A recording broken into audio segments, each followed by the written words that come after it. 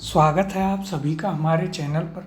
पिछली क्लास में हमने अपना सर्वनाम अध्याय प्रारंभ किया था, जिसमें हमने चर्चा कर ली थी कि सर्वनाम क्या होते हैं। तो संज्ञा के स्थान पर प्रयुक्त शब्दों को हम सर्वनाम कहते हैं। फिर हमने सर्वनाम का कार्य क्या होता है उस पर बात की थी। तो संज्ञा की पुनरुक्ति या पुनरावृत्ति को रोकना सर्वनाम का कार्य होता है। उसके बाद कुछ महत्वपूर्ण नोटों पर हमने चर्चा करी, जैसे सर्वनाम भी क्या होते हैं, संज्ञा की तरह विकारी शब्द होते हैं, जिनमें वचन पुरुष और कारक से विकार उत्पन्न होता है।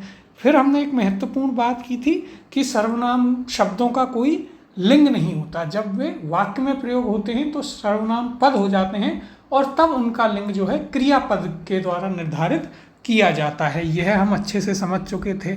उसके बाद हमने देखिए बात की थी सर्वनाम के भेदों की। कितने भेद होते हैं सर्वनाम के?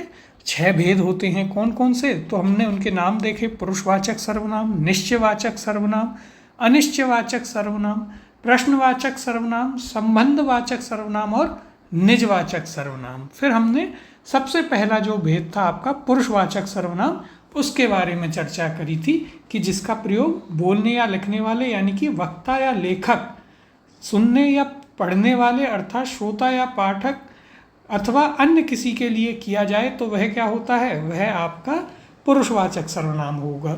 यानी कि जिसका प्रयोग जो लेखक है या बोल रहा है, यानी कि जो आपका वक्ता या लेखक है उसके लिए, श्रोता या पाठक या अन्य किसी के लिए जिन शब्दों का प्रयोग करते हैं वे कौन से होते हैं, वे आपके होते हैं पुरुषवाचक सर्वनाम। जैसे मैं, तू, आप, वह आदि। इसके भी 3 भेद होते हैं। कौन कौन से? उत्तम पुरुषवाचक, मध्यम पुरुषवाचक और अन्य पुरुषवाचक सर्वनाम। फिर उसमें हमने जो पहला उपभेद है इसका, उत्तम पुरुषवाचक सर्वनाम, उस पर चर्चा करी थी। क्या बात करी थी कि इनका प्रयोग बोलने या लिखने वाले अर्थात वक्ता या लेखक के लिए किया जाता है। स्वयं के लिए जिन शब्दों का प्रयोग किया जाए वे आपके उत्तम पुरुषवाचक सर्वनाम हैं। उदाहरण हमने देखे थे। और अंत में हमने इनका यहाँ पर क्या देखा था, कारक रूप देखा था। एक वचन और बहुवचन में इनका कारक रूप हमने देख लिया था। अब हम इस चर्चा को आगे बढ़ाएंगे और अब हम बात करेंगे किसकी? तो आइए अब चर्चा को आगे बढ़ाते और चर्चा को आगे बढ़ाकर हम बात करेंगे आपके इसके दूसरे उपभेद की। दूसरा उपभेद कौन सा है? दूसरा उपभेद है आपका मध्यम पुरुषवाचक सर्वनाम। कौन सा? मध्यम पुरुषवाचक सर्वनाम। इसकी अब हम यहाँ पर चर्चा करने वाले हैं। दूसरा उपभेद आपका पुरुषवाचक सर्वनाम का, मध्यम पुरुषवाचक सर्वनाम। सबसे पहले बात करते हैं कि इसकी परिभाषा क्या कहती है। तो देखिए, जिन सर्वनाम शब्दों का प्रयोग श्रोता या पाठक अर्थात अपने सामने वाले के लिए किया जाता हो वे क्या कहलाते हैं? वे मध्यम पुरुषवाचक सर्वनाम कहलाते हैं। जैसे उदाहरण में हम देखेंगे, जैसे तू, तूने, आप, आपने, आपका। तो यहाँ पर सबसे पहले आपको क्या याद रखना है कि मध्यम पुरुषवाचक सर्वनाम किसे कहते हैं? जिन सर्वनाम शब्दों का प्रयोग श्रोता या पाठक अर्थात अपने सामने वाले के लिए किया जाए वे आपके मध्यम पुरुषवाचक सर्वनाम कहलाते हैं। जैसे उदाहरण देखते हैं। तो देखिए, पहला उदाहरण दिया गया है, तू कब आया। तो देखिए यहाँ पर तू क्या है, यह सामने वाले के लिए प्रयोग में लिया गया है, यानी कि श्रोता या पाठक के लिए। तो यह क्या है, तू यहाँ पर आपका मध्यम पुरुषवाचक सर्वनाम है। फिर दूसरा उदाहरण देखते हैं, तूने आज क्या खाया। तो देखिए यहाँ पर यह किससे कहा जा रहा है? सामने वाले व्यक्ति से, श्रोता या पाठक से। और उसके लिए क्या प्रयोग में लिया है? उसके लिए हमने तूने प्रयोग में लिया है। तो यहाँ पर तूने क्या हो गया? तूने आपका मध्यम पुरुषवाचक सर्वनाम हो गया। फिर अगला उदाहरण है, तुझे पढ़ना चाहिए। तो यह किससे कहा जा रहा है? यह सामने वाले से कहा जा रहा है। तो यहाँ पर तुझे क्या हुआ? तुझे भी आपका हो गया क्या? मध्यम पुरुषवाचक सर्वनाम। फिर अगला उदाहरण है आपके पास, तुम कब आए। तो यहाँ पर यह भी सामने वाले से कहा जा रहा है अर्थात श्रोता या पाठक से। तो यह भी क्या होगा? तुम यहाँ पर होगा मध्यम पुरुषवाचक सर्वनाम। आगे उदाहरण देखते हैं। तो देखिए, आगे उदाहरण दिया गया है, आप कब आए। तो यहाँ पर आपका प्रयोग किसके लिए किया गया है? आपका प्रयोग किया गया है सामने वाले व्यक्ति के लिए। तो यह आपका मध्यम पुरुषवाचक सर्वनाम। अगला उदाहरण, आपने आज क्या खाया, तो यहाँ पर यह सामने वाले व्यक्ति से पूछा जा रहा है, यानी कि श्रोता या पाठक से। तो यहाँ पर आपने क्या हुआ, यह आपका मध्यम पुरुषवाचक सर्वनाम हो गया। और अंतिम उदाहरण है, आपको पढ़ना चाहिए। तो यहाँ पर यह किससे कहा जा रहा है पढ़ने के लिए, तो यह सामने वाले व्यक्ति यानी कि श्रोता या पाठक से। तो यहाँ पर आपको क्या हुआ, यह भी आपको हुआ आपका कौन सा, मध्यम पुरुषवाचक सर्वनाम हुआ। और इसके बाद हम क्या बात करेंगे, इसके बाद एक बहुत ही महत्वपूर्ण नोट के ऊपर हम चर्चा करते हैं। देखिए, छोटा सा नोट है लेकिन महत्वपूर्ण है।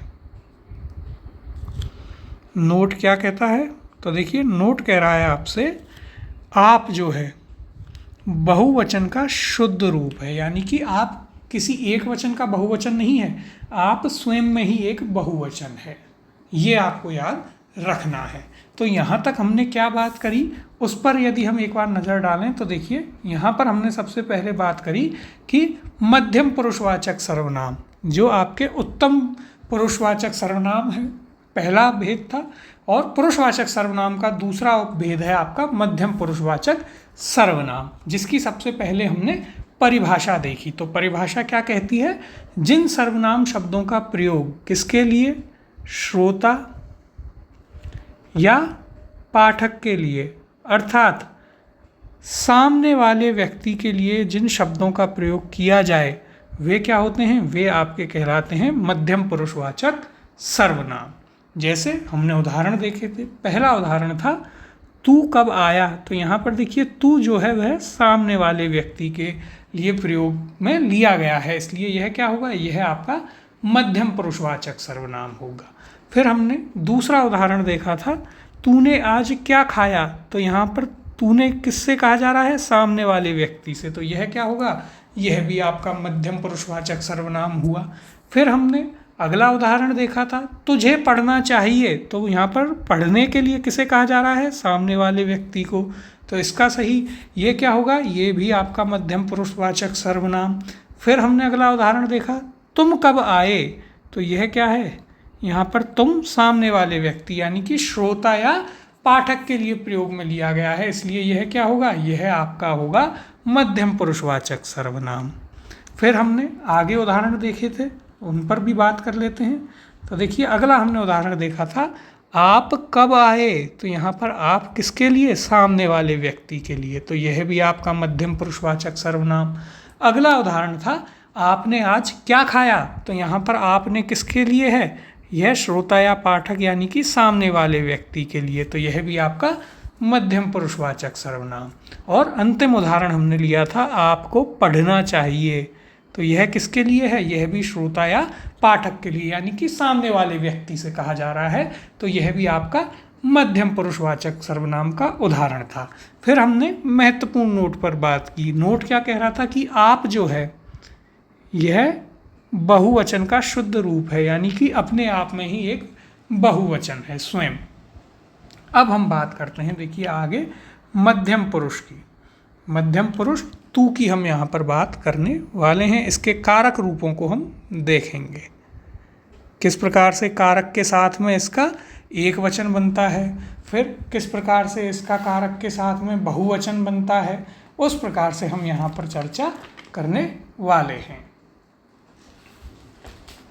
तो देखिए सबसे पहले आपके सामने एक सारिणी दी गई है जिसमें कारक है, एक वचन है, उसका तू के साथ तू का एक वचन और कारक रूप में तू का बहुवचन वहाँ पर दिया गया है, और इसे आप बहुत ही आराम से समझेंगे, काफ़ी महत्वपूर्ण है आपके लिए, और इसे हम बहुत आराम से इसलिए कर रहे हैं। देखिए सर्वनाम अध्याय तो छोटा है, लेकिन ये जो कुछ चीज़ें हैं ये आपके लिए बहुत ही महत्वपूर्ण हैं। क्यों?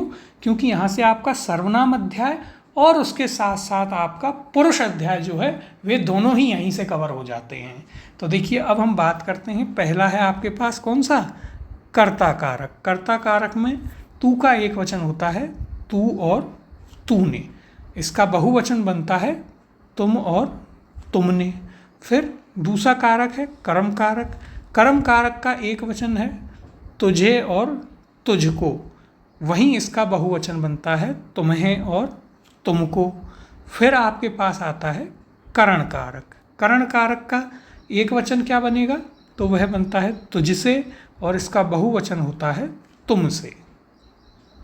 फिर संप्रदान कारक की बात हम करते हैं। संप्रदान कारक, इसका एक वचन तू का होता है तुझको, कारक चिन्ह के साथ में। देखिए यहाँ पर आपको कारक चिन्ह इनके पता होने चाहिए, कर्ता कारक के, कर्म कारक के, जिनकी चर्चा हम आपके कारक अध्याय में कर चुके हैं। तो यदि आपने वह नहीं किया है तो कारक अध्याय की वीडियो डली हुई है, आप पहले उन्हें पढ़ लें, छोटा सा अध्याय है, उसके बाद फिर आप इसे करें। तो देखिए संप्रदान कारक में क्या है, तुझको एक वचन है और बहुवचन बनता है तुमको।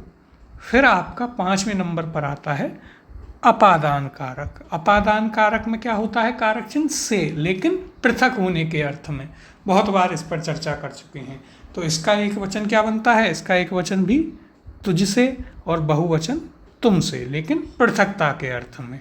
फिर हमारे पास 6वां कारक होता है संबंध कारक, जिसके कारक चिन्ह क्या होते हैं, रा री रे का की के।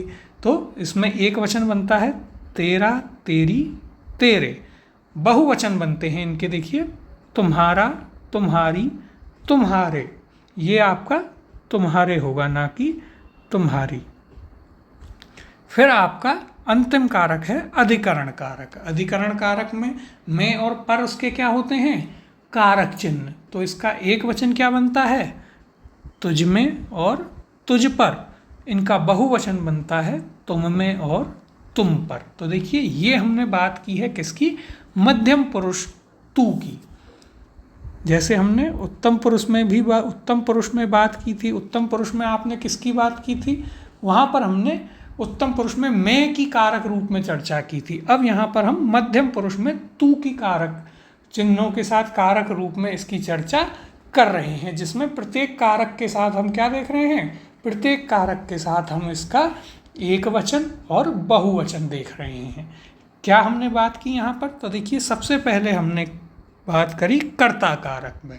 कारक चिन्ह क्या होता है, या तो कुछ नहीं या नेक, कर्ता नेक। तो यहाँ पर एक वचन में क्या होता है, एक वचन आपका तू और तूने बनता है। फिर तू का बहुवचन बनता है तुम, और तूने का बहुवचन तुमने। फिर हमने दूसरे कारक पर चर्चा की। दूसरा कारक कौन सा है, कर्म कारक।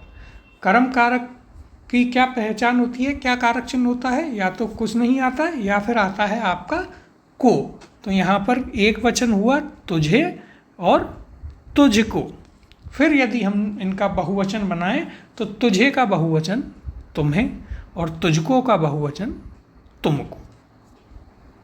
फिर हमने तीसरे कारक की चर्चा करी। तीसरा कौन सा होता है, तो वह होता है आपका करण कारक। और इसका कारक चिन्ह क्या होता है, इसका कारक चिन्ह होता है से। तो एक वचन यहाँ पर बनता है आपके पास तुझसे, और बहुवचन इसका बनता है तुमसे। फिर हमने आपके चौथे कारक संप्रदान कारक की बात की। संप्रदान में क्या होता है, संप्रदान में बनता है आपका, संप्रदान का कारक चिन्ह होता है को, और यहाँ पर जब इसका आप एक वचन बनाते हैं तो वह बनता है आपका तुझको, और इसका बहुवचन बनता है तुमको। फिर 5वां कारक था आपके पास अपादान कारक। अपादान का भी कारक चिन्ह से होता है, लेकिन पृथकता यानी कि अलग होने के अर्थ में। इसका एक वचन तुझसे और बहुवचन बनता है तुमसे। फिर हमने 6वें कारक की बात करी, संबंध कारक, जिसके कारक चिन्ह क्या होते हैं, जिसके कारक चिन्ह होते हैं का की के रा री रे। तो यहाँ पर आपके पास एक वचन क्या बनता है, तेरा तेरी और तेरे। इनके बहुवचन बनते हैं तेरा का तुम्हारा, तेरी के तुम्हारी, और तेरे का बनता है तुम्हारे।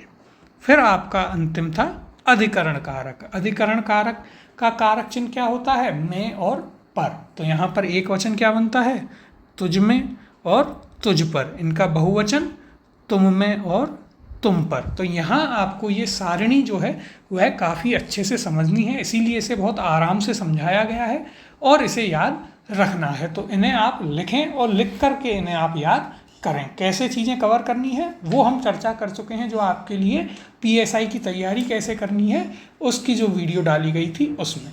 अब हम इससे आगे चर्चा करेंगे।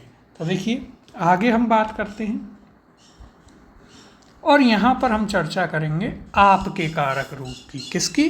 तो आपके कारक रूप की यहाँ पर हम चर्चा करने वाले हैं।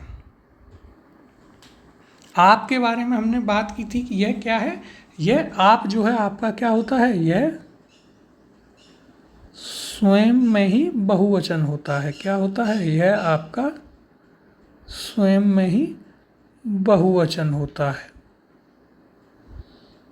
तो यहाँ पर क्या होगा? तो यहाँ पर ये होगा कि इसका कोई भी एक वचन नहीं होगा, सिर्फ इसका कारक के साथ में इसका हम बहुवचन रूप देखेंगे। तो यहाँ पर देखिए आपके सामने एक सारणी है जिसमें हम आपका कारक के साथ में इसका क्या देखेंगे, इसके बहुवचन रूप को ही देखेंगे कि किस कारक के साथ में क्या इसका बहुवचन रूप है। क्योंकि हमने बात करी यह क्या होता है, यह आपका स्वयं में ही बहुवचन होता है। कौन? आप। तो देखिए सबसे पहले आपके पास आता है कर्ता कारक। तो इसका कारक चिन्ह या तो कुछ नहीं या फिर ने।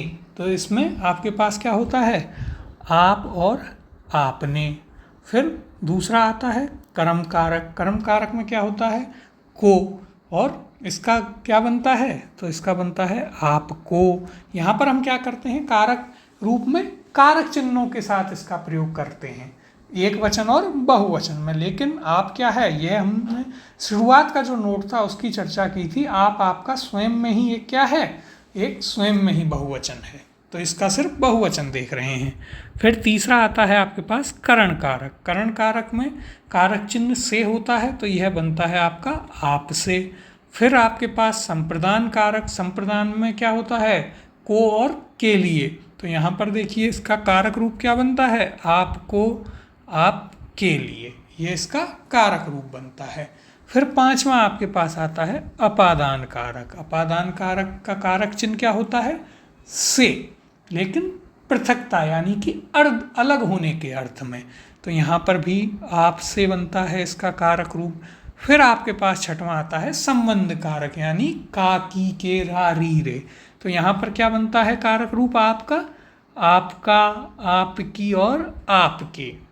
फिर आपके पास अंतिम अधिकरण कारक। अधिकरण कारक का कारक चिन्ह में और पर। तो आपका कारक रूप क्या बन जाएगा, आप में और आप पर।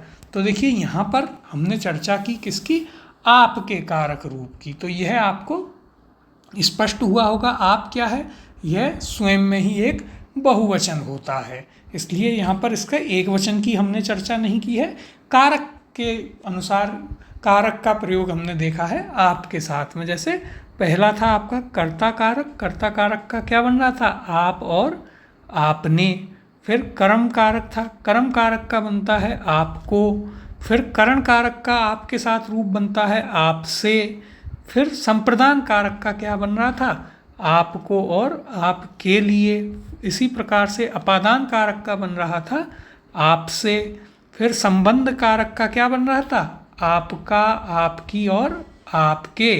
फिर अंत में अधिकरण कारक जो था उसका बन रहा था आपके पास आप में और आप पर। तो देखिए यहाँ पर जो है आपको मध्यम पुरुष सर्वनाम जो है वह काफ़ी अच्छे से स्पष्ट हुआ होगा। यहाँ पर हमने किसकी बात करी, आज हमने यहाँ पर बात करी है आपके मध्यम पुरुष सर्वनाम की, जिसमें सबसे पहले हमने क्या चीज़ जानी, जिसमें सबसे पहले हमने जाना कि जिन सर्वनाम शब्दों का प्रयोग आप श्रोता या पाठक अर्थात अपने सामने वाले के लिए करते हैं वे आपके मध्यम पुरुषवाचक सर्वनाम होते हैं।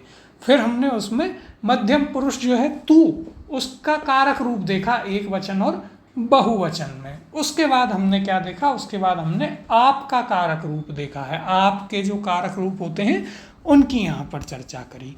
अब हम बात करते हैं आपके जो तीसरा उपभेद है किसका, पुरुषवाचक सर्वनाम का। इसकी हम बात कर लेते हैं। तो देखिए तीसरा उपभेद कौन सा है, तो तीसरा है आपके पास अन्य पुरुषवाचक सर्वनाम। इसकी हम बात करते हैं। तो सबसे पहले इसकी परिभाषा देखते हैं कि अन्य पुरुषवाचक सर्वनाम क्या होता है। तो देखिए वक्ता या लेखक तथा श्रोता या पाठक के अतिरिक्त अन्य किसी के लिए जिन शब्दों का प्रयोग किया जाता हो वे आपके अन्य पुरुषवाचक सर्वनाम कहलाते हैं। तो यहाँ पर परिभाषा क्या कह रही है? परिभाषा कह रही है कि जिन शब्दों का प्रयोग आप ना तो श्रोता या पाठक के लिए करें, ना ही लेखक या वक्ता के लिए करें, किसी और अन्य ही तीसरे व्यक्ति के लिए करें, तो वे शब्द क्या होते हैं? वे आपके अन्य पुरुषवाचक सर्वनाम होते हैं। इसकी चर्चा हम पहले भी कर चुके हैं, आपके कारक अध्याय में भी की है, उसके बाद भी हमने पुरुष अध्याय किया था, वहाँ भी की है। तो हमें सबसे पहली चीज़ ये याद रखनी है कि जब ना तो कर्ता के लिए यानी कि वक्ता या लेखक के लिए, ना ही श्रोता या पाठक के लिए, किसी और ही तीसरे व्यक्ति के लिए जब जिन शब्दों का प्रयोग किया जाता है वे आपके अन्य पुरुषवाचक सर्वनाम कहलाते हैं। उदाहरण से देखते हैं। तो देखिए, सबसे पहला उदाहरण है, यह हिंदी पढ़ रहा है। तो यहाँ पर यह किसके लिए प्रयोग में लिया गया है? यह किसी तीसरे व्यक्ति के लिए प्रयोग में लिया गया है। अगला उदाहरण है, ये हिंदी पढ़ रहे हैं। कौन पढ़ रहे हैं? ये, यानी कि कोई और जो लोग हैं वे हिंदी पढ़ रहे हैं। यहाँ पर क्या है? जो वक्ता है वो श्रोता को किसी और के बारे में बता रहा है। अगला उदाहरण है, इसने हिंदी पढ़ी। तो देखिए, किसने? इसने, यानी कि किसी तीसरे व्यक्ति ने हिंदी पढ़ी, उसके बारे में बताया जा रहा है। फिर आपके पास अगला उदाहरण है, इन्होंने हिंदी पढ़ी। तो यहाँ पर देखिए, इन्होंने यानी कि किन्हीं तीसरे व्यक्तियों के या व्यक्ति के बारे में कहा जा रहा है कि इन्होंने हिंदी पढ़ी। तो ये क्या हुआ? यह भी आपका अन्य पुरुषवाचक सर्वनाम हुआ। फिर अगला उदाहरण आता है, वह बीमार है। कौन? तो कोई तीसरा व्यक्ति, तीसरे व्यक्ति के बारे में बात हो रही है कि वह बीमार है। तो यह भी आपका अन्य पुरुषवाचक सर्वनाम। अगला उदाहरण है, वे बीमार हैं। वे कौन? तो कोई तीसरे व्यक्ति के बारे में कहा जा रहा है किसी से कि वे बीमार हैं। तो यह भी आपका अन्य पुरुषवाचक सर्वनाम। अगला उदाहरण है, उन्होंने खाना खाया। तो यह किसके लिए प्रयोग में लिया गया है? तो यह किसी तीसरे व्यक्ति के लिए प्रयोग में लिया गया है। फिर अंतिम उदाहरण देखते हैं, उसने खाना खाया। तो देखिए, यहाँ पर अंतिम उदाहरण क्या है? अंतिम उदाहरण है, उसने खाना खाया। उसने यानी कि किसी तीसरे व्यक्ति के बारे में बताया जा रहा है कि उसने खाना खाया। तो यह क्या हुआ? यह भी आपका अन्य पुरुषवाचक सर्वनाम हुआ। तो यहाँ पर हमने क्या बात की है? यहाँ पर हमने चर्चा की है आपके जो पुरुषवाचक सर्वनाम का तीसरा भेद है अन्य पुरुषवाचक सर्वनाम की। सबसे पहले हमने इसकी परिभाषा देखी। परिभाषा क्या कहती है कि वक्ता या लेखक तथा श्रोता या पाठक के अतिरिक्त, इनके अतिरिक्त अन्य किसी के लिए जिन शब्दों का प्रयोग होता है वे क्या कहलाते हैं? वे आपके अन्य पुरुषवाचक सर्वनाम कहलाते हैं। यानी कि आसान भाषा में यदि आप समझें तो इसे आप ऐसे समझ सकते हैं कि किसी तीसरे व्यक्ति के लिए, किसके लिए? किसी तीसरे व्यक्ति के लिए जिन शब्दों का प्रयोग किया जाए वे क्या कहलाते हैं? वे कहलाते हैं आपके अन्य पुरुषवाचक सर्वनाम। यानी कि हमें याद रखना है, ना तो वक्ता, ना ही लेखक के लिए, ना ही श्रोता, ना ही पाठक के लिए। यदि वक्ता या लेखक के लिए प्रयुक्त हो रहे हैं तो क्या होता है? तो वह आपका होता है कौन सा? वह होता है उत्तम पुरुषवाचक सर्वनाम। श्रोता या पाठक के लिए यदि प्रयोग में ले रहे हैं तो वे कौन से होते हैं? वे शब्द आपके होते हैं मध्यम पुरुषवाचक सर्वनाम। और जो इन दोनों के लिए ही ना होकर किसी अन्य तीसरे व्यक्ति के लिए प्रयोग में लिए जाते हों वे क्या कहलाते हैं? वे कहलाते हैं आपके अन्य पुरुषवाचक सर्वनाम। जैसे कि उदाहरणों से हमने समझा था। पहला उदाहरण हमने लिया था, यह हिंदी पढ़ रहा है। तो यहाँ पर यह किसके लिए प्रयोग में लिया गया? किसी तीसरे व्यक्ति के लिए। यानी कि यहाँ पर जो वक्ता है वह श्रोता को किसी अन्य व्यक्ति के बारे में बता रहा है कि यह हिंदी पढ़ रहा है, इसलिए यह क्या हुआ? यह आपका अन्य पुरुषवाचक सर्वनाम का उदाहरण हुआ। फिर हमने दूसरा उदाहरण देखा, ये हिंदी पढ़ रहे हैं। तो यहाँ पर किसके बारे में बताया गया है? किसी अन्य व्यक्ति के बारे में बताया गया, तो यह भी आपका अन्य पुरुषवाचक सर्वनाम। फिर हमारे पास अगला उदाहरण था, इसने हिंदी पढ़ी। किसने? इसने, यानी कि किसी तीसरे व्यक्ति के बारे में बताया जा रहा है कि इसने हिंदी पढ़ी, तो यह आपका अन्य पुरुषवाचक सर्वनाम हुआ। कौन सा? इसने। फिर हमने अगला उदाहरण देखा, इन्होंने हिंदी पढ़ी। यहाँ पर इन्होंने किसके लिए प्रयोग में लिया जा रहा है? तो इन्होंने किसी अन्य व्यक्ति के लिए प्रयोग में लिया जा रहा है, तो यह क्या होगा? यह होगा आपका अन्य पुरुषवाचक सर्वनाम। फिर अगला उदाहरण क्या कह रहा था? वह बीमार है, तो यहाँ पर वह किसके लिए प्रयोग में लिया गया? तो यहाँ पर देखिए, वक्ता जो है वह श्रोता से किसी और के बारे में कह रहा है कि वह बीमार है, यानी कि किसी अन्य व्यक्ति की यहाँ पर बात हो रही है। और जब अन्य व्यक्ति के लिए जिस शब्द का प्रयोग किया जाए वह क्या होता है? वह आपका अन्य पुरुषवाचक सर्वनाम होता है। फिर अगला उदाहरण था, वे बीमार हैं, तो यहाँ पर वे भी किसके लिए प्रयोग में लिया गया? यह भी किसी और व्यक्ति के लिए प्रयोग में लिया गया है, तो यह आपका अन्य पुरुषवाचक सर्वनाम होगा। फिर हमारे पास अगला उदाहरण था, उन्होंने खाना खाया, तो उन्होंने खाना खाया क्या है?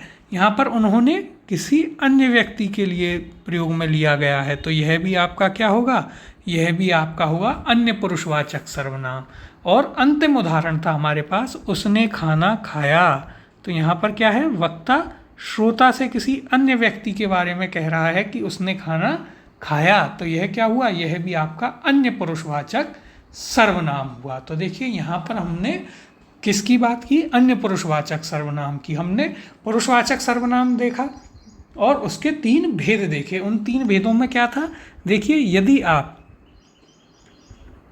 वक्ता या लेखक के लिए जिन शब्दों का प्रयोग करें, वक्ता या लेखक के लिए जिन शब्दों का प्रयोग किया जाएगा, तो वहाँ वे कौन से होंगे? वे आपके होंगे उत्तम पुरुषवाचक सर्वनाम हो जाएंगे। फिर पहली चीज़ आपको ये यहाँ पर याद रखनी है कि वक्ता या लेखक के लिए जिन शब्दों का प्रयोग, वे आपके उत्तम पुरुषवाचक सर्वनाम। फिर यदि हम बात करें दूसरा, तो देखिए, श्रोता या पाठक,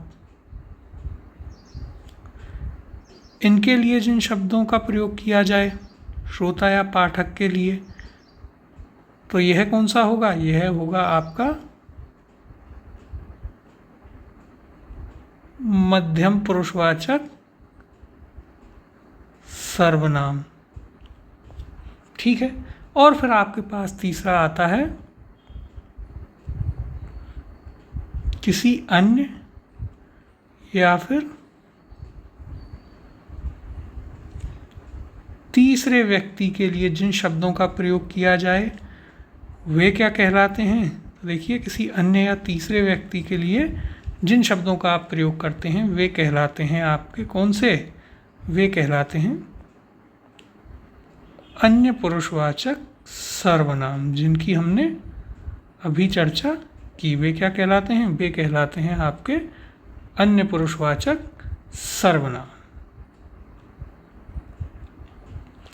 तो यहाँ पर आपको ये 3 जो उपभेद हैं किसके? पुरुषवाचक सर्वनाम के, वे काफ़ी अच्छे से स्पष्ट हुए होंगे। अब देखिए, अन्य पुरुषवाचक सर्वनाम में आपके पास क्या बचता है? तो अन्य पुरुषवाचक सर्वनाम में आपके पास आगे एक अन्य पुरुष यह के कारक रूप बचते हैं। इसके अलावा अन्य पुरुष वह के कारक रूप भी आपके पास बच जाते हैं। यहाँ पर 2 चीज़ें और हैं जो हमें करनी है, तो हम देखिए आगे चर्चा को बढ़ाते हैं और हम बात करेंगे आपके अन्य पुरुष यह के कारक रूप की। किसकी बात करेंगे? तो यहाँ पर हम चर्चा करेंगे आपके अन्य पुरुष यह के कारक रूप की। जिस प्रकार से हमने किसमें चर्चा की? जिस प्रकार से हमने चर्चा की आपके उत्तम पुरुष मैं की, मध्यम पुरुष तू की, उसी प्रकार से हम आपके अन्य पुरुष यह की चर्चा करने वाले हैं, इसके कारक रूपों की। तो देखिए, आपके पास पुनः एक सारणी है, बहुत ही महत्वपूर्ण है आपके लिए। जहाँ जहाँ पर कारक रूपों की चर्चा की गई है वह आपके लिए बहुत ही महत्वपूर्ण है। तो देखिए सारणी में आपको कारक दिए हैं, उसका एक वचन और बहुवचन रूप दिया गया है। तो सर्वप्रथम हम कर्ता कारक की बात करते हैं। इसका कारक चिन्ह कुछ नहीं या ने होता है, और यह का एक वचन यहाँ पर यह और इसने होता है। इनका बहुवचन बनता है ये, इनने और इन्होंने। फिर आपके पास दूसरा आता है कर्म कारक। कर्म कारक में यदि हम बात करें तो कारक चिन्ह क्या होता है, को या फिर कुछ नहीं, छुपे हुए रूप में से भी दिखा देता है। तो यहाँ पर क्या होगा, यहाँ पर आपके पास होगा एक वचन रूप इसे और इसको। जब आप इसका बहुवचन बनाएंगे तो वह बनेगा इन्हें और इनको। इसी प्रकार से तीसरा कारक आपके पास करण कारक होता है, जिसका कारक चिन्ह क्या होता है, से। तो इसका एक वचन रूप क्या बनेगा, इससे, और इससे का बहुवचन इनसे। फिर आपके पास चौथा कारक आता है संप्रदान कारक। संप्रदान कारक में कारक चिन्ह को या के लिए। तो यहाँ पर एक वचन रूप इसको और इसके लिए, इनका बहुवचन बनता है इनको और इनके लिए। फिर आपके पास आता है यहाँ पर कौन सा, अपादान कारक। अपादान कारक का कारक चिन्ह से होता है, पृथकता या अलग होने के अर्थ में। तो एक वचन इससे और इसका बहुवचन बनता है इनसे। फिर आपके पास आता है छठवां संबंध कारक। संबंध कारक के कारक चिन्ह काकी के, रारी रे। तो एक वचन क्या बनते हैं, इसका, इसकी और इसके। फिर इनका बहुवचन बनता है आपके पास इनका, इनकी और इनके। अंत में हम बात करते हैं किसकी, अधिकरण कारक की। अधिकरण कारक के कारक चिन्ह क्या होते हैं, में और पर। तो यहाँ पर आपका कारक चिन्ह, यहाँ पर एक वचन क्या बनेगा, इसमें और इस पर, जिनका बहुवचन बनता है इनमें और इन पर। तो देखिए यहाँ पर हमने बात की है आपके अन्य पुरुष यह की। इसके यह के कारक रूपों की हमने चर्चा की, जिसमें हमने सारणी देखी है जो कि बहुत महत्वपूर्ण है आपके लिए, जिसमें कारकों के साथ उसका यह का एक वचन रूप और बहुवचन रूप कारक के रूप में दिया गया है। जैसे सबसे पहले कर्ता कारक था, तो इसका एक वचन क्या बना, यह और इसने। बहुवचन इनके बने ये, इनने और इन्होंने। फिर आपके पास कर्म कारक था, जिसका एक वचन इसे और इसको बना। बहुवचन इनका बना इन्हें और इनको। फिर आपके पास था करण कारक। करण कारक का एक वचन इससे और बहुवचन इनसे। फिर हमारे पास चौथा था संप्रदान कारक। संप्रदान कारक के एक वचन इसको और इसके लिए। बहुवचन क्या बने इनके, इनको और इनके लिए। फिर आपके पास पांचवा था अपादान कारक। इसका भी कारक चिन्ह क्या, इससे, एक वचन में जो कि अलग होने के अर्थ में, और बहुवचन इनसे बना।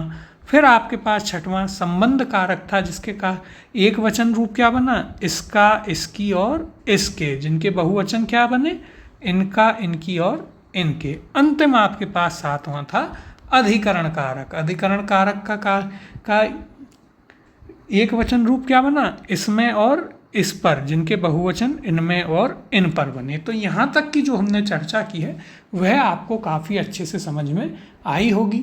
आप इन्हें आराम से अपनी कॉपी में लिखें और इन सारणियों को बहुत ही अच्छे से याद रखें। इसके बाद अब हम जो चर्चा है वह अगली क्लास में करेंगे, जहाँ पर यहाँ पर हमने अन्य पुरुष यह की बात की है, वहाँ पर हम अन्य पुरुष वह के भी कारक रूपों की चर्चा करेंगे। फिर आपके जो पुरुषवाचक सर्वनाम है उसे पूरा करते हुए हम अगले भेदों की तरफ बढ़ जाएंगे, सर्वनाम के आगे वाले भेदों को देखेंगे।